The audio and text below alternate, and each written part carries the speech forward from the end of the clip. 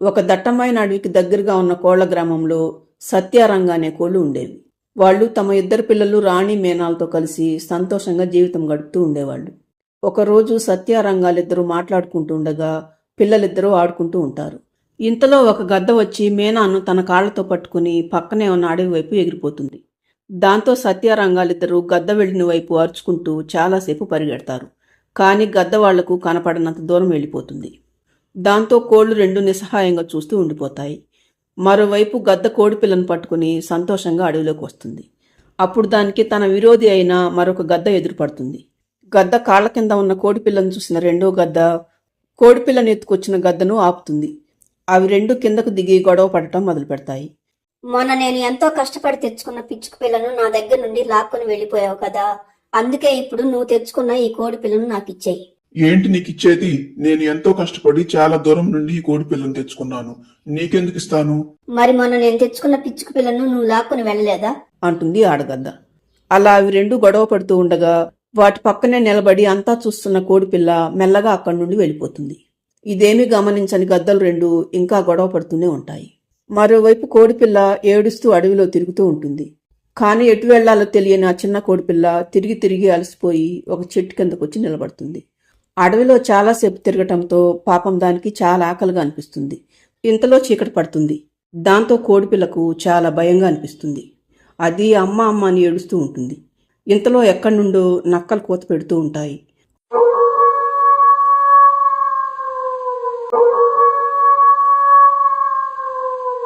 నక్కల ఓలలు విన్న కోడిపిల్ల మరీ బెదిరిపోతుంది. దాంతో కోడిపిల్లకు విపరీతమైన జ్వరం కూడా వస్తుంది. కాసేపటికి కోడిపిల్ల భయంతో సృహ తప్పి పడిపోతుంది. అలా పడిపోయిన కోడిపిల్ల మరుసటి రోజు ఉదయం కళ్ళు తెరుస్తుంది. పాపం దానికి జ్వరంతో ఒళ్ళు కాలిపోతూ ఉంటుంది.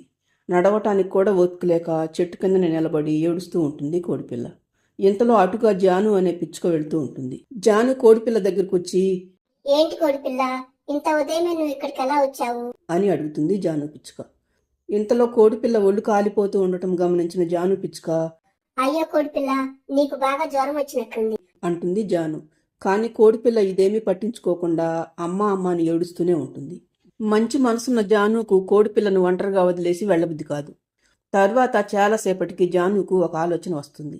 అది వెంటనే కోడిపిల్లను తీసుకుని రాధ అనే ఒక తల్లి కోడి దగ్గరికి వస్తుంది. జానును కోడిపిల్లను చూసిన రాధకోడి, రాజాను, ఈ కోడిపిల్ల ఎవరు?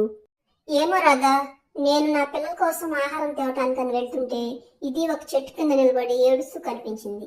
పాపం జ్వరంతో దీని ఒళ్ళు కాలిపోతూ ఉంది. అప్పుడు నాకు నువ్వు గుర్తుకు వచ్చి దీన్ని నీ దగ్గరికి తీసుకొచ్చాను. నువ్వేమీ అనుకోకుండా దీన్ని ఈ పూటకు నీ దగ్గర ఉంచుకోరాదా? నేను నా పిల్లలకు తినటానికి ఏదాన్ని తీసుకొచ్చి పెట్టి మళ్ళీ సాయంత్రం వస్తాను. ఇందులో అనుకోవటానికి ఏముంది జాను? నేను ఎటు దిక్కుతోచని స్థితిలో ఉన్నప్పుడు నువ్వు నాకెంతో సహాయం చేశావు. తినటానికి తిండి పెట్టావు, ఉండటానికి ఇల్లు చూపెట్టావు. అంత చేసిన నీకు నేను ఈ మాత్రం చేయలేనా అంటుంది రాధకోడి. తరువాత జాను వెళ్ళిపోతుంది. జాను వెళ్ళిన తర్వాత రాధ మీనాతో ప్రేమగా మాట్లాడుతూ, ఇప్పుడు చెప్పు తల్లి, నువ్వు ఈ అడవిలోకి ఎలా వచ్చావు? మీ అమ్మా నాన్న ఎక్కడున్నారు? నీ పేరేంటి? నా పేరు మీనా. నిన్నటి నుండి నేనేమీ తినలేదు. నాకు బాగా ఆకలిగా ఉంది. నాకేమైనా పెట్టవా? అయ్యో నా తల్లి, నీకంత ఆకలిగా ఉందా? ఉండు నాన్న, ఇప్పుడే నీకు తినటానికి ఏమైనా పెడతాను అంటుంది రాధ. అన్నట్లుగానే ఆ రోజు సాయంత్రం జాను పిచ్చుక రాధ వాళ్ళ ఇంటికి వచ్చేసరికి మీనా రాధ ఇద్దరు పిల్లలతో పాటు ఆడుకుంటూ ఉంటుంది. అది చూసిన జాను, ఏంటి రాదా, ఈ కోడిపిల్ల అప్పుడే నీ పిల్లలతో బాగా కలిసిపోయినట్లుంది. జ్వరం తగ్గిందా దానికి? అది భయంతో కూడిన జ్వరం జాను. ఉదయం నుండి అన్ని వివరాలు కనుక్కున్నాను. పాపం దాన్ని వాళ్ళ అమ్మ వాళ్ళ దగ్గర నుండి ఒక గద్ద ఎత్తుకొచ్చిందట. అడవిలోకి రాగానే ఆ గద్ద మరొక గద్ద గొడవ పడుతూ ఉంటే ఇది తప్పించుకుందట. రాత్రంతా ఒక్కటే చీకట్లో ఉండేసరికి భయపడి జ్వరం తెచ్చుకుంది. కానీ ఎంతసేపు అడిగినా వాళ్ళ తల్లిదండ్రుల పేరు, ఊరి పేరు మాత్రం చెప్పలేకపోతుంది జాను. అలాగా పాపం. సరే రాదా, దాన్ని నేను తీసుకువెళ్తాలే.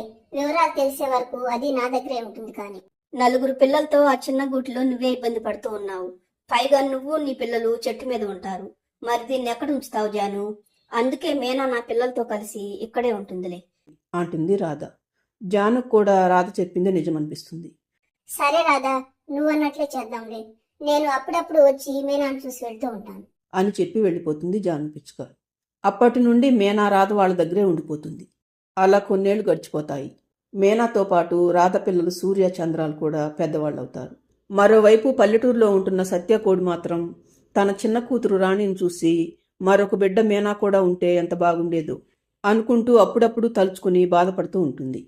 ఒకరోజు రంగా కోడిపుంజు సత్యతో, సత్య, మా అమ్మతో రాణికి సంబంధాలు చూడమని చెప్పాం కదా. మా ఊర్లో మా అమ్మ ఒక సంబంధం చూసిందట. మన వాళ్ళందరూ అక్కడే ఉన్నారు కాబట్టి మనల్ని రాణిని తీసుకుని అక్కడికి రమ్మని చెప్పింది. నువ్వేమంటావు సత్య? ఇందులో నేను అనటానికి ఏముందండి, మీకు ఎలా నచ్చితే అలాగే చేయండి అంటుంది సత్య. మరుసటి రోజు సత్య రంగాలిద్దరూ రాణిని తీసుకుని రంగా వాళ్ళ ఊరికి బయలుదేరతారు. కానీ రంగా వాళ్ళ ఊరు వెళ్లాలంటే మీనా ఉండే అడవిలో నుండే వెళ్ళాలి. సత్య, రంగా, రాణి ముగ్గురు అడవిలో మాట్లాడుకుంటూ వెళ్తుంటారు. అప్పుడే జాను పిచ్చుక రంగా సత్యాలతో ఉన్న రాణిని చూస్తుంది. అచ్చం మీనాలాగే ఉన్న రాణిని చూసిన జాను పిచ్చుక ఆశ్చర్యపోతుంది. అది సత్య వాళ్ళ దగ్గరకు వచ్చి నిలబడుతుంది. రాణి వంక ఆశ్చర్యంగా చూస్తున్న జానుతో సత్యకోడి, ఏంటి పిచ్చుక, నా కూతురు వైపు అలా వింతగా చూస్తున్నావు? ఈ కోడిపెట్ట అచ్చం మా మీనాలాగే ఉందండి. అందుకే నాకు ఆశ్చర్యంగా అనిపించి చూస్తున్నాను. ఏంటి, ఈ అడవిలో నా బిడ్డలాంటి మరొక కోడి పెట్ట ఉందా? అవునండి, నా మాట నమ్మకపోతే నాతో పాటు రండి, మా మీనాను చూపిస్తాను. నాలాంటి వాళ్ళు మరొకరు ఉన్నారంటే నాకు ఆ కోడి పెట్టను చూడాలని ఉందమ్మా. వెళ్ళి చూద్దామమ్మా అంటుంది రాణి కోడి. రంగా కూడా సరేననటంతో జానుతో పాటు రంగా వాళ్ళు కూడా రాధ వాళ్ళ ఇంటికి వస్తారు. కానీ అక్కడ రాధకోడిని చూసిన రంగా సత్యాలిద్దరూ అదిరిపడతారు. మొదట రంగా రాధతో, రాధా, ఏంటి నేను చూస్తున్నది కళ నిజమా? నువ్విక్కడున్నావేంటి? అంటాడు రంగా. ఎందుకంటే రాధ రంగా సొంత చెల్లెలు. చెప్పు రాధా, నీ భర్తతో పాటు నువ్వు కూడా చనిపోయావని విన్నాం. అసలేం జరిగింది? నేను గర్భవతిగా ఉండగా నా భర్తతో కలిసి పుట్టింటికని బయలుదేరాం వదినా. మా అమ్మ వాళ్ళింటికి ఈ అడవిలో నుండి వెళ్తుండగా నన్ను, నా భర్తను ఒక నక్క చంపి తినాలని చూసింది. నేను గాయాలతో బయటపడ్డాను. నా భర్త మాత్రం ఆ నక్కకు బలైపోయాడు. నేను గాయాల నుండి కోలుకున్న తర్వాత పిల్లల్ని తీసుకుని తిరిగి మా అత్త వాళ్ళ ఇంటికి వెళ్దామని అనుకున్నాను. కానీ మా అత్త ఎంత గయాడిదో నీకు కూడా తెలుసు కదా వదినా. మా అమ్మ వాళ్ళ ఇంటికి వెళ్ళటం కూడా తనకిష్టం లేదు. కానీ కొడుకు బలవంత పెట్టడంతో ఒప్పుకున్నది.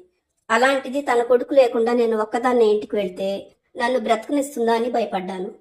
పోనీ మా అమ్మ వాళ్ళ ఇంటికైనా వెళదామనుకుంటే మా గయ్యాలి అత్త అక్కడికి కూడా వస్తుందని భయపడ్డాను. అందుకే ఈ జాను సహాయంతో ఈ అడవిలోనే నా పిల్లలతో పాటు బ్రతుకుతూ ఉన్నాను అంటుంది రాధ. అప్పుడే మీనా మీద పడుతుంది సత్య చూపు. మరి ఈ అమ్మాయి ఎవరు రాధా? అంతా నా కూతురు రాణిలాగే ఉంది. దీని పేరు మీనా వదినా అని మీనాను గద్ద ఎత్తుకు వచ్చినప్పటి నుండి జరిగిన విషయమంతా చెబుతుంది రాధ. దాంతో సత్య రంగాలకు విషయమంతా అర్థమైపోతుంది. ఈ మీనా ఎవరో కాదు రాధా, ఇది మా కూతురే, స్వయానా నీ మేనకోడలు. ఇది చిన్నగా ఉన్నప్పుడు మా కళ్ళ ముందే ఒక మాయదారి గద్ద దీన్ని ఎత్తుకుపోయింది.